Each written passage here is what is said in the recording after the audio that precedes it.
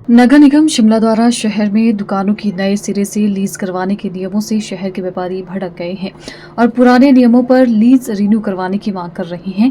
ऐसे में आज शिमला व्यापार मंडल का प्रतिनिधिमंडल शिमला शहरी विधायक हरी जनार्था से मिला और लीज के नियमों में राहत दिलवाने की गुहार लगाई। विधायक हरी जनार्था ने नगर निगम आयुक्त से इस मामले को लेकर बात की और लोगों को नए नियमों में राहत देने को कहा।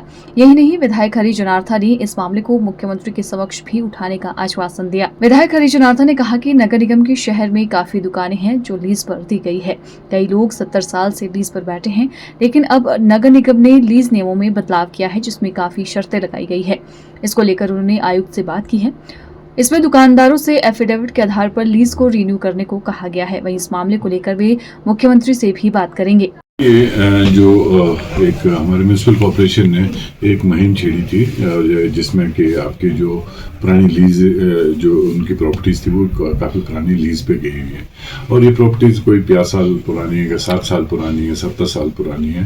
तो हमने म्यूनसिपल कॉर्पोरेशन ने एक प्रयास शुरू किया था कि इसका लीज को रिन्यू किया जाए या फ्रेश लीज बनाई जाए और जितने भी आपके जो नए कारोबारी या नए स्टॉल्स हैं और उनको एक ऑनलाइन सिस्टम पे किया जाए। तो फाइनली जो मैंने इनका जो फॉर्म देखा है म्यूनसिपल कॉर्पोरेशन का वो काफ़ी कॉम्प्लिकेटेड मुझे लगा है। उसमें कई चीज़ें ऐसी है कि जैसे कि सभी को मालूम है कि जो प्रॉपर्टी 60 साल 70 साल पहले लीज पे दी गई थी उनकी एनओसीज लानी बड़ी मुश्किल हो जाएगी क्योंकि परिवार बढ़ता ही है। किसी के 2 बेटे 4 बेटे और आगे फिर बेटियाँ, सबके प्रॉपर्टीज़ पे हक होता है। तो कुछ एक चीज़ें इसमें ऐसी है जो पॉसिबल नहीं है करवाने की। तो इसमें हमने एक सिंपल सा रास्ता ढूंढा है और मैं ये अभी माननीय मुख्यमंत्री मोदी जी से भी डिस्कस करके आया हूँ और दोबारा जाकर उनको ब्रीफ भी करूँगा। कमिश्नर साहब से मेरी बात हुई है। तो हमने इसको सिंपली एक जो दुकानों में बैठे हैं वो अपने एक एप्लीकेशन दे विद एफिडेविट कितना टाइम से बैठे और कितना रेंट वो पे कर रहे हैं, ताकि हमारा कुछ ऑनलाइन सिस्टम बन जाए म्यूनसिपल कॉर्पोरेशन का और हमें मालूम हो कि हमारे पास कितनी प्रॉपर्टीज है और कितने हमारे पास किराएदार है और कितना हमारे पास रेंट आ रहा है। और अब इसमें जो बैठा है as it is where it is वो चीज़ हम इसको प्रयास करेंगे कि जैसा है वैसा इसको रहने दिया जाए और उनकी सबकी एंट्री होनी चाहिए। अब अगर दुकान में कोई बहुत पहले किसी और को लीज दी, उसका पोता बैठा है या आगे जाके उनसे भी आगे कोई नेक्स्ट जनरेशन बैठी है तो उन्हीं को इनरोल किया जाए और उनसे जो रेंट है वो फाइनलाइज किया जाए ताकि आपको मंथली या ईयरली वन टाइम जो एक सस्टेनेबल रेंट है वो रेंट व्यापार मंडल है। तो उससे मुझे सभी लोग मुझे लगा है कि खुश है और मान भी गए बात को। अब इस सरकार से डिस्कस करके इसको इम्प्लीमेंट करने का प्रयास किया जाएगा। उसमें एक इशू ये भी है कि जो तहफ़ज़ारी का है हमें मालूम है कि तहफ़ज़ारी के लोग जो इनकी भी रोजी रोटी चलनी चाहिए और पर लेकिन तहफ़ज़ारी को भी एक इस तरीके से हम बहुत लार्ज स्केल पे भी नहीं ले जा सकते क्योंकि शिमला ऑलरेडी एक कंजेस्टेड टाउन है।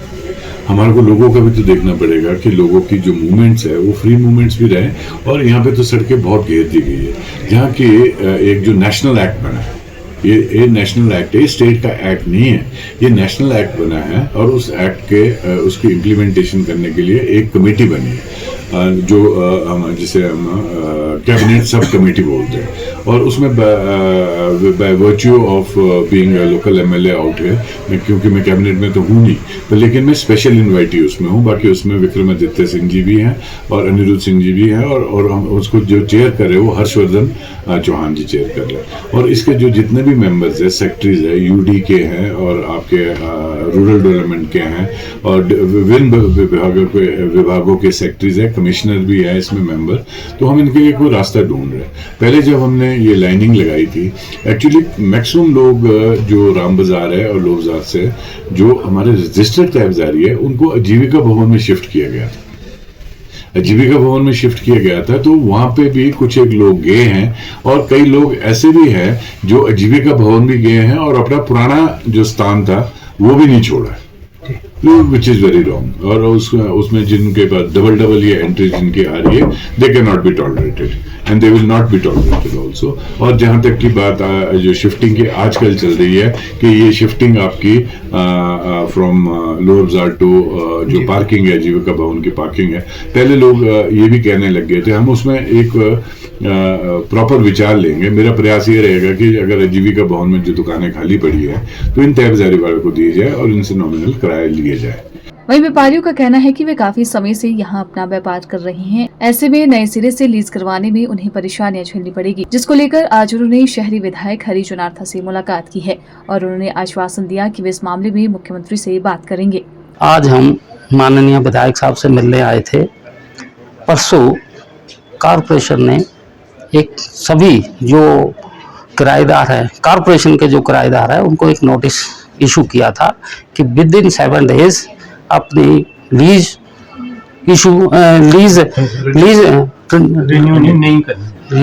नहीं करवाई जाए। उसमें हम कमिश्नर साहब से परसों भी मिले थे, कल भी मिले थे। जब हमने वो कॉपी देखी तो उस पर हमें आपत्ति थी। उसमें काफ़ी टर्म्स जो थी वो हमारे हित की नहीं थी।